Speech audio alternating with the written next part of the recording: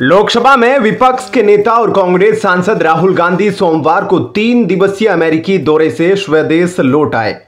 राहुल गांधी का यह विदेशी दौरा काफी सुर्खियों में रहा। हालांकि राहुल गांधी केवल 3 दिन के लिए अमेरिका गए थे।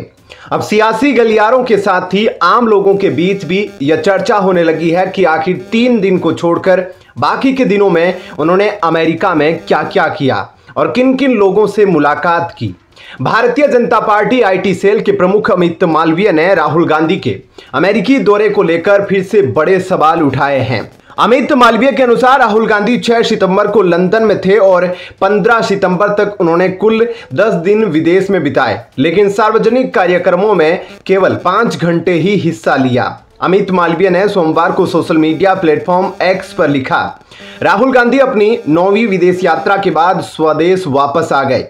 वह 6 सितंबर को लंदन के लिए रवाना हुए और 16 सितंबर तक 10 दिन विदेश में बिताए।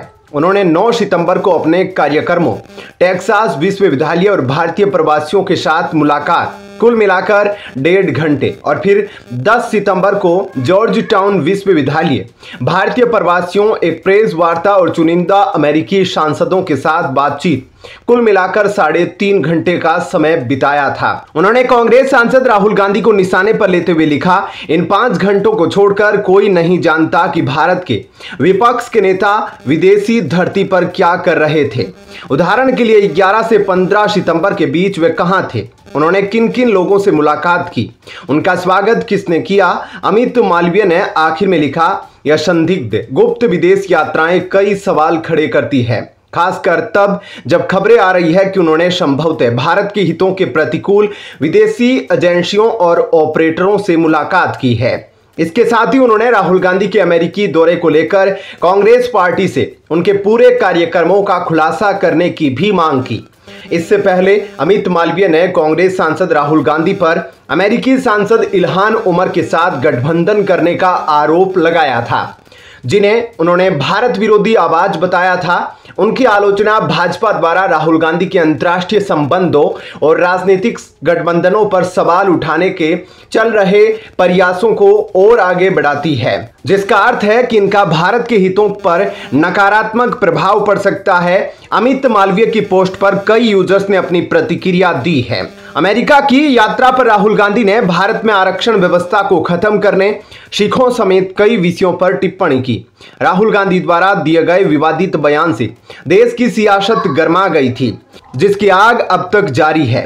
हरियाणा में चुनावी चौकलस के बीच अमेरिका में सिख और आरक्षण पर विवादित बयान देकर राहुल गांधी ने कांग्रेस की टेंशन बढ़ा दी।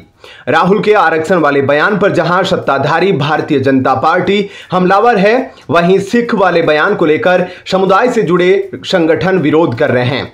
हरियाणा में 20% दलित और 5% सिख समुदाय की आबादी है। फिलहाल के लिए इस खबर में इतना ही। आगे की अपडेट के लिए बने रहिए लाइव टीवी न्यूज के साथ। धन्यवाद।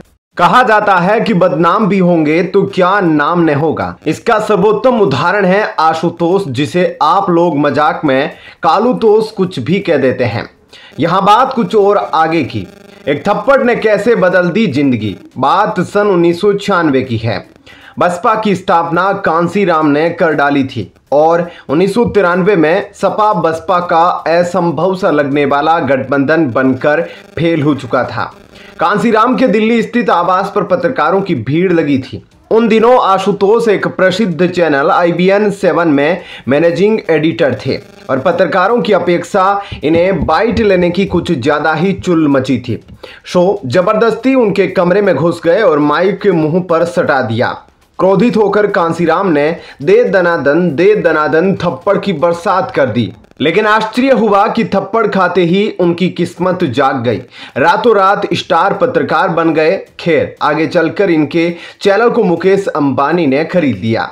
उनको डर लगा कि उनके जैसे घोर अर्बन नक्सली पत्रकार को निकाल दिया जाएगा, तो उसके पहले ही इस्तीफा देकर घर आ गए।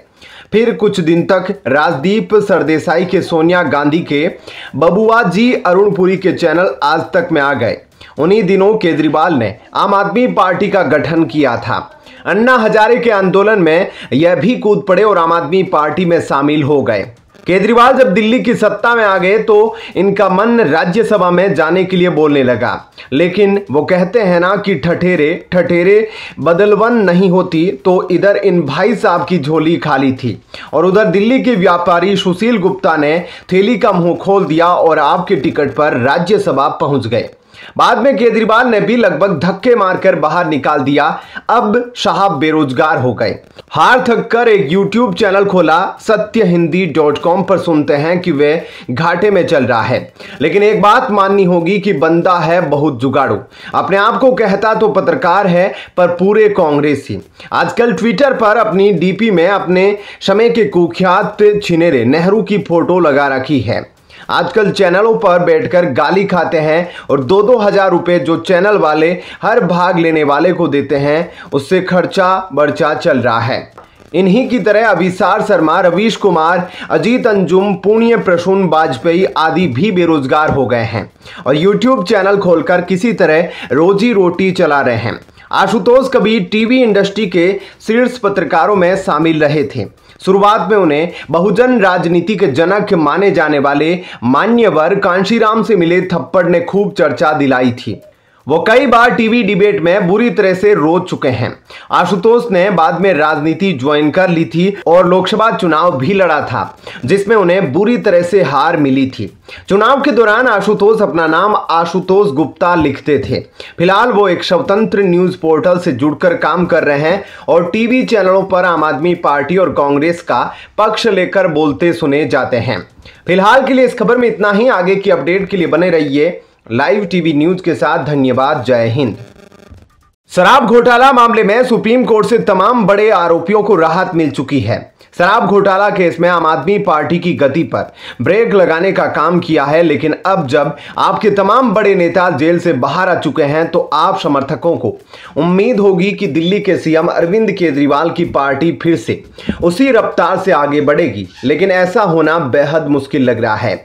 केजरीवाल और आप नेता मनीष सिसोदिया भले ही फिलहाल जेल से बाहर है, लेकिन यह सिर्फ 4 दिन की चांदनी लग रही है। ईडी इस केस में फिर एंट्री मारने की तैयारी में है।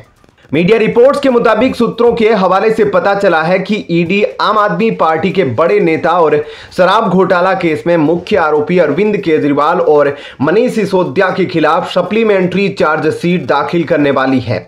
ईडी आप नेताओं के खिलाफ अभी तक कुल 9 चार्जशीट फाइल कर चुकी है, जिनमें से 8 सप्लीमेंट्री चार्जशीट है। अब ईडी एक और सप्लीमेंट्री चार्जशीट दाखिल कर सकती है और नेताओं को पूछताछ के लिए कस्टडी में ले सकती है। ईडी के एक बड़े अधिकारी ने बताया कि हमें पता है अरविंद केजरीवाल और मनीष सिसोदिया बेगुनाह नहीं हैं। आबकारी नीति का जिस तरह सौदा हुआ, इससे बड़ा घोटाला सामने आया है। आपने इस पॉलिसी से जनता के पैसों का दुरुपयोग किया है। हमारे पास उनके खिलाफ कई ठोस सबूत भी है। आपने बड़ी चालाकी से उन पैसों को राजनीतिक फंडी में बदल दिया। ईडी अधिकारी ने कहा, हम इस केस में जल्द ही एक सप्लीमेंट्री चार्जशीट दाखिल कर सकते हैं। अधिकारी ने कहा, कोर्ट से भले ही आरोपियों को जमानत मिल गई, लेकिन ट्रायल अभी जारी है। इससे साफ है कि आपकी मुश्किलें अभी कम नहीं हुई है। गौरतलब है कि आम आदमी पार्टी के जितने भी नेताओं को जेल से राहत मिली है, उन्हें सिर्फ जमानत मिली है। किसी को भी सुप्रीम कोर्ट ने बाइज्जत बरी नहीं किया है। ऐसे में उन्हें वापस से जेल जाना पड़ सकता है। शराब घोटाला केस अभी तक रफा दफा नहीं हुआ, अभी इसका ट्रायल चल रहा है। यही कारण है कि नेताओं को कुछ शर्तों के आधार पर जमानत दी जा रही है। बीते दिन अरविंद केजरीवाल को भी सुप्रीम कोर्ट ने राहत दे दी, लेकिन यहां भी कई शर्तें रखी जिसका पालन सीएम को करना होगा। लेकिन जांच एजेंसी ईडी अभी तक हार नहीं मानी है और फिर से नए तरीके से सामने आने वाली है। दिल्ली के मुख्यमंत्री अरविंद केजरीवाल को सुप्रीम कोर्ट से जमानत मिलने के बाद से देश की राजनीति में हलचल मच गई है। जेल से बाहर आने के बाद केजरीवाल ने मुख्यमंत्री पद छोड़ने की बात कही। इस बयान के बाद बीजेपी ने सीएम केजरीवाल पर तीखा हमला बोला है। बीजेपी नेता शहजाद पूनावाला ने गंभीर आरोप लगाते हुए कहा कि अरविंद केजरीवाल अपनी पत्नी सुनीता केजरीवाल को दिल्ली का अगला मुख्यमंत्री बनाना चाहते हैं। उन्होंने कहा, मेरे सूत्रों ने मुझे बताया है कि केजरीवाल ने इस्तीफा देने के लिए 2 दिन का समय मांगा है ताकि वे अपने विधायकों को सुनीता केजरीवाल को मुख्यमंत्री स्वीकार करने के लिए राजी कर सके। पूनावाला ने एक्स पर लिखा, यह लालू राबड़ी और सोनिया मनमोहन मॉडल की तरह है, जहां पूरी शक्ति तो चाहिए लेकिन कोई जवाबदेही नहीं। शहजाद पूनावाला ने आगे कहा, अरविंद केजरीवाल ने आपदा में अवसर तलाशने में महारत हासिल कर ली है। उन्होंने आरोप लगाया कि केजरीवाल का इस्तीफा महज एक नाटक है क्योंकि सुप्रीम कोर्ट ने उन्हें आबकारी नीति घोटाले में बरी नहीं किया बल्कि सशर्त जमानत दी है। पूनावाला के मुताबिक केजरीवाल इस समय नाम मात्र के मुख्यमंत्री बन गए हैं और इस स्थिति में खुद को उभारने के लिए यह चाल चल रहे हैं। फिलहाल के लिए इस खबर में इतना ही। आगे की अपडेट के लिए बने रहिए लाइव टीवी न्यूज के साथ। धन्यवाद। जय हिंद। शराब घोटाले में सुप्रीम कोर्ट से जमानत मिलने पर तिहाड़ जेल से बाहर आने के बाद दिल्ली के मुख्यमंत्री अरविंद केजरीवाल ने रविवार को पद से इस्तीफा देने का ऐलान किया।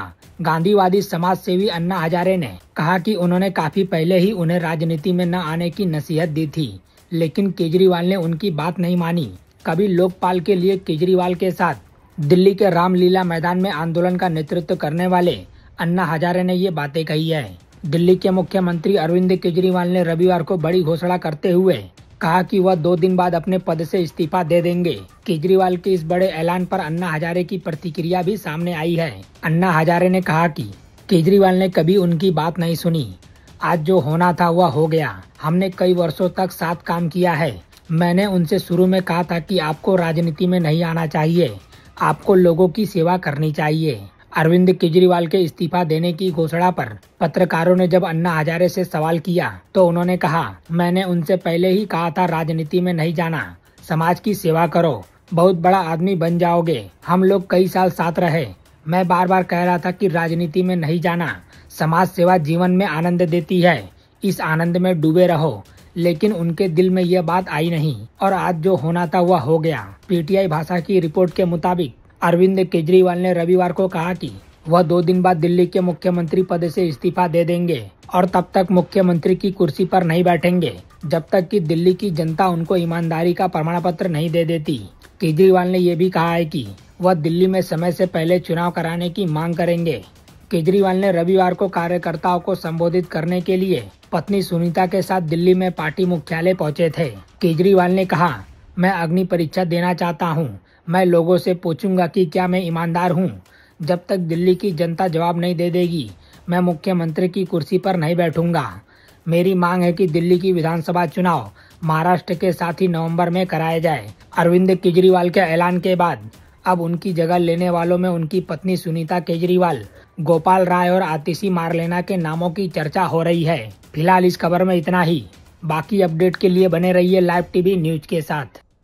दिल्ली के मुख्यमंत्री अरविंद केजरीवाल ने यह घोषणा करके बड़ी हलचल मचा दी है कि वे 2 दिन बाद अपने पद से इस्तीफा देने जा रहे हैं।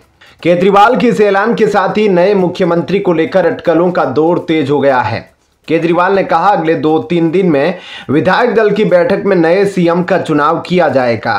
उन्होंने किसी का नाम नहीं लिया, लेकिन यह कहकर दरवाजे सबके लिए खोल दिए कि वे आम आदमी पार्टी से होगा। राजनीतिक जानकार इस बात पर गौर रहे हैं कि केजरीवाल ने यह नहीं कहा कि नया सीएम चुने हुए विधायकों में से होगा। ऐसे में केजरीवाल की पत्नी सुनीता को भी रेस से बाहर नहीं माना जा रहा है। नए संभावित मुख्यमंत्री के तौर पर अरविंद केजरीवाल की पत्नी सुनीता केजरीवाल और दिल्ली सरकार की मंत्री आतिशी का नाम भी सबसे अधिक चर्चा में रहा है।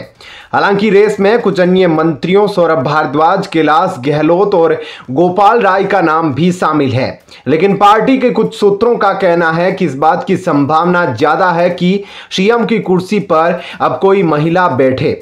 बीजेपी नेता मनजिंदर सिंह सिरसा ने दावा किया है कि सीएम अरविंद केजरीवाल ने इस्तीफा देने के लिए 2 दिन का समय मांगा है। इन 2 दिनों में वे विधायकों को मनाएंगे कि उनकी पत्नी सुनीता केजरीवाल को अगला सीएम बनाया जाए। बीजेपी ने भले ही यह दावा किया हो, लेकिन सीएम केजरीवाल ने लोकसभा चुनाव के दौरान यह आधिकारिक रूप से कहा था कि उनकी पत्नी को राजनीति में आने में कोई रुचि नहीं है। अब यह देखना महत्वपूर्ण होगा कि वह शख्स कौन होगा जिसे 2 दिनों बाद सीएम केजरीवाल अपनी जगह राज्य की अहम जिम्मेदारी सौंपते हैं। अरविंद केजरीवाल की गिरफ्तारी के बाद जिस तरह उनकी पत्नी सुनीता ने मोर्चा संभाला, लंबे समय से उनके मुख्यमंत्री बनने की अटकलें हैं। केजरीवाल की गैर मौजूदगी में वे पार्टी का प्रमुख चेहरा बनकर उभरी।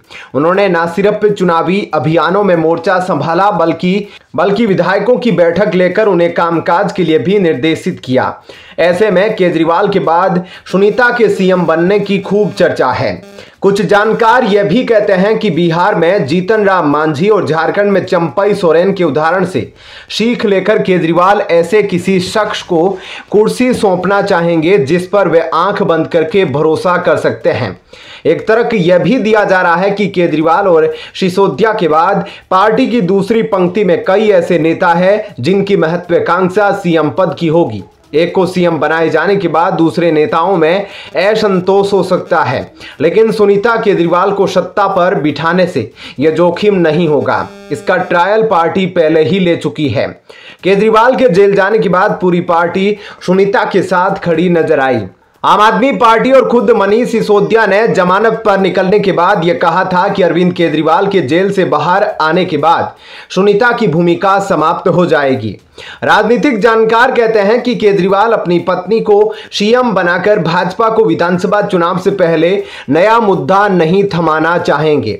शराब घोटाले के आरोपों का सामना कर रहे केजरीवाल परिवारवाद के टैग से बचना चाहेंगे। यह भी कहा जा रहा है कि उनके सामने मांझी सोरेन वाला डर नहीं है, क्योंकि दिल्ली में कुछ ही महीनों में चुनाव होना है और चुनाव के बाद वे आसानी से अपना पद वापस पा सकते हैं। फिलहाल के लिए इस खबर में इतना ही। आगे की अपडेट के लिए बने रहिए लाइव टीवी न्यूज के साथ। धन्यवाद। जय हिंद।